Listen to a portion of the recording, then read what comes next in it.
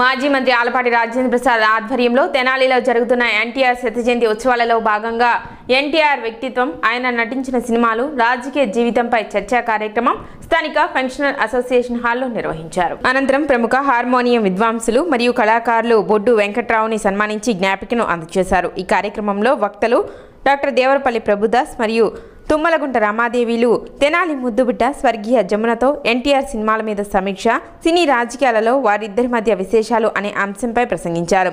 ఈ కార్యక్రమంలో డాక్టర్ అయినాల మల్లేశ్వరరావు, చెరుకుమల్లి సింగారావు, దేవరపల్లి భవానీ, ఎన్టీఆర్ జగన్, ముప్పానేని రాఘవరావు, గీతాంజలి మూర్తి, ఉమ్మల్నేని ధర్మారావు, వెనిగళ్ల శివప్రసాద్, పిటి అవధాని, కేజీ ఆదాస్, కంచెల ఏడుకొండలు, వెనుపాటి రవీంద్ర, ఏ మీనా కుమారి, కంచెల నాగభూషణం, ఎన్టీఆర్ శత జయంతి ఉత్సవ కమిటీ సభ్యులు, తెలుగుదేశం పార్టీ శ్రేణులు, ఎన్టీఆర్ అభిమానులు పాల్గొన్నారు.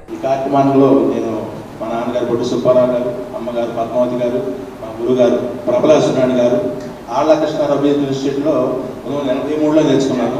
3 సంవత్సరాలు సుశిక్షణ నేర్చుకున్నాను.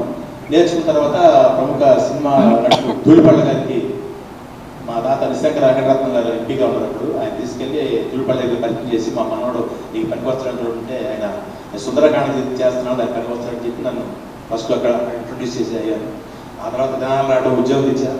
ఇక్కడ స్థానిక కళాకారులందరికీ ప్లే చేయటం, ఆ తర్వాత ఏవి సుబ్బారావు గారితో పనిచేయడం, టీవీ సుబ్బారావు గారు మనం మన దగ్గర రావడం, ఇలా 5000 నాటిగా దాదాపుగా ఆవిడకి సొంత ట్రూప్ తయారు చేసుకుని ఆవిడ నేతృత్వంలో శ్రీకృష్ణ తులాభారం నాటకాన్ని కొన్ని వేల ప్రదర్శించినటువంటి నటి